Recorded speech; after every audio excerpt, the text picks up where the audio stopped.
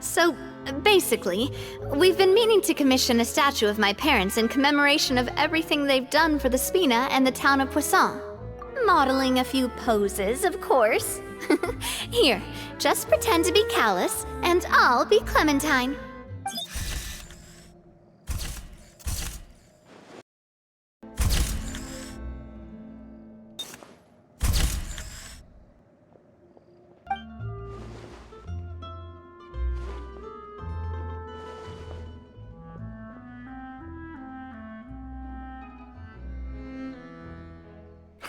Navia! Florent, guess who's back?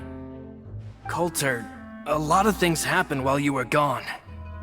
As you can see, even Poisson isn't quite the same as how it was before you left. Luce and Melissa, dead. They're just gone?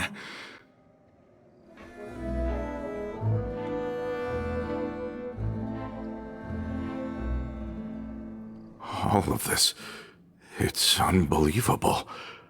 I can't believe that those stories were real. It all really happened. Has the world gone mad? I think you and I both feel the same way about the profound tragedy of Melussa's loss. And the sheer depravity of Marcel's actions. I thought Mr. Marcel would always stand by the Spina. Everything he had, the Spina gave to him. It's unconscionable to have received all that, and yet still plot to kidnap and dissolve you for his insane research. The good news is that the Confrérie of Cabrières is no more. Gone with them too is the entire synth manufacturing and distribution network. We finally closed the curtain on that long struggle. Are you sure? But if Marcel wanted to rebel against us, he probably sent word in secret to Romeuf. Romeuf? Huh. Not a name I've heard before either. Florent should remember him. You see, there was once a major internal dispute regarding funding the construction of the Aquabus lines.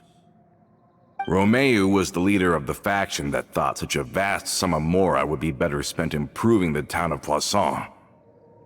But Mr. Callus believed that an opportunity to collaborate with the court of Fontaine and the Fontaine Research Institute was hard to come by, and would allow us to build many valuable relationships. Not only would the Aquabus be a good business investment, it would also boost our reputation among the general populace, eventually paying us massive dividends down the line. But the two couldn't come to an agreement. Romeuf ended up taking a lot of people with him when he left Spino di Rosula altogether, and the split was on extremely bad terms. And with Papa's stubbornness, I can definitely imagine how it must have gone down. And of course, when he was suffering the slings and arrows of outrageous injustice, those relationships that he spent a fortune to build didn't help in the least. Yeah, you could say it was the price he paid for sticking to his beliefs. Oh, that's a good point. If Callus was really as stubborn as you say, then wouldn't he have argued with the rank and file all the time? Oh yeah, it eventually became a thing that just happened on every day that ended with Y. But Navia, boss, you might not know this, but he wasn't always like that. He used to be a lot better with taking counsel. With him listening to our advice, and Ms. Clementine also frequently on our side, it was pretty smooth sailing for a good many years. But on the matter of the Aquabus, even Ms. Clementine completely stood by Mr. Callus's side. Huh. I never knew. But from my perspective, Romeo's position had a lot going for it. Couldn't they have sat down and talked it out? I think the Aquabus was just the straw that broke the camel's back. On that topic, they eventually came to a rather radical conclusion.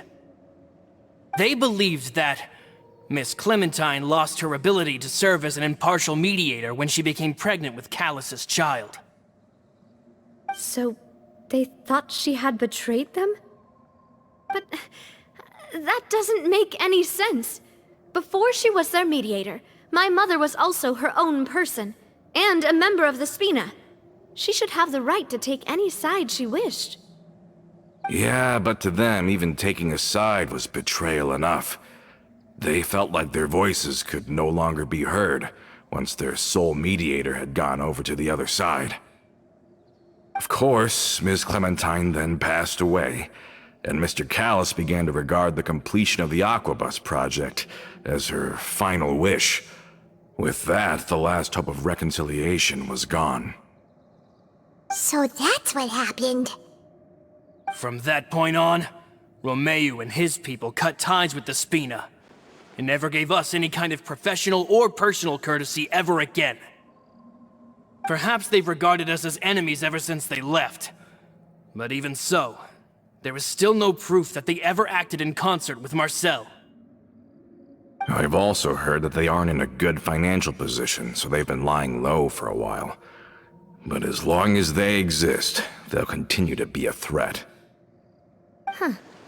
I think Coulter's got a point.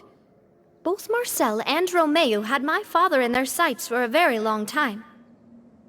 Even though Marcel's faction has been dissolved, we still don't know anything about Romeuf's whereabouts. If they're still trying to get revenge on us, with how distracted and vulnerable we are, now would be the best time. Good thinking, boss. We should keep an eye on them at all times. I'll let my men know right away. Thank you for that, Florent. And Coulter, thank you for telling me about this as well. Don't worry, it's nothing. Do you have a moment right now? How about we go out for a walk? I've heard so many incredulous things today. I'm finding it a bit hard to calm down even now. I mean, to think that I'll just never see them again. In that case, why don't we go back to the court? I can pick up Adele's uniform while we're there as well. It'll save Laurent's guys a trip. Want to come with me again, you two? You don't mind, do you, Coulter? Of course. That's fine by me. Then let's go! Paimon feels like a lot's hinging on this visit. We really are the best of partners. Come on, let's go.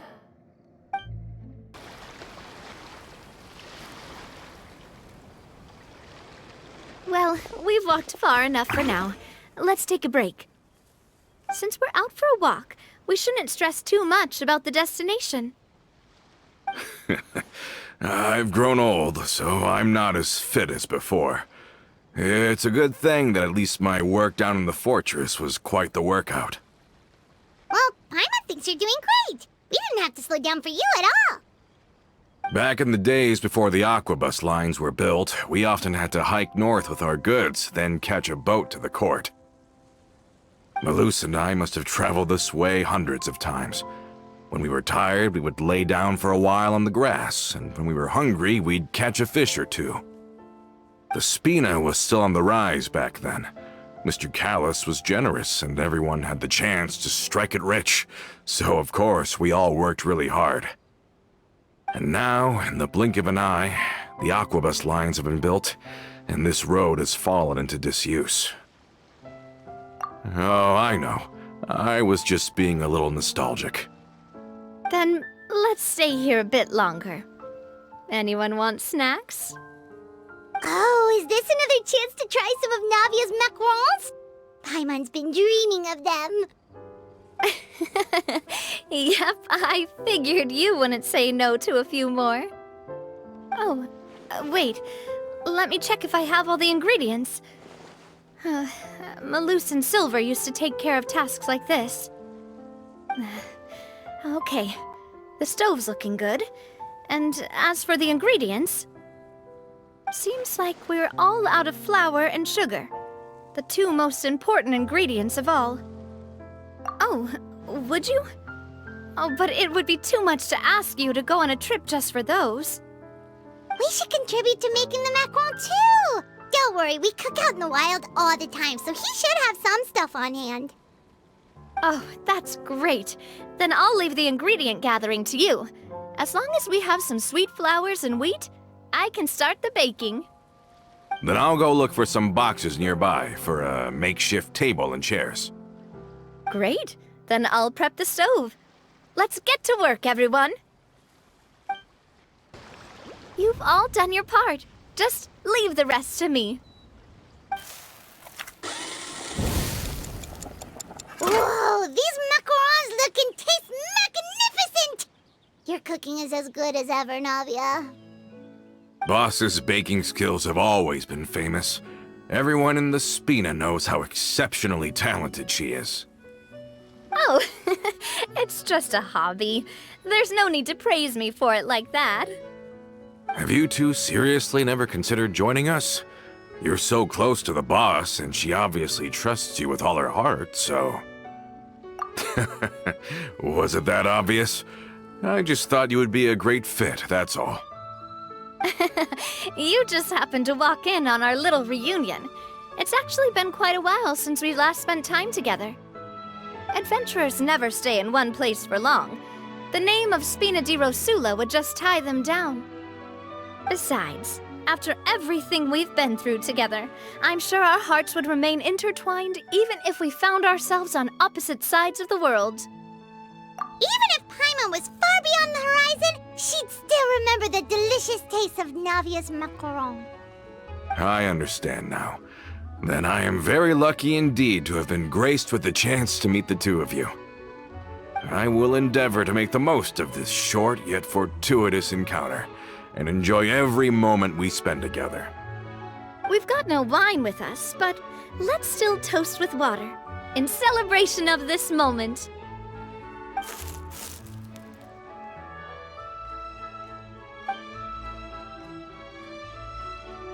Cheers!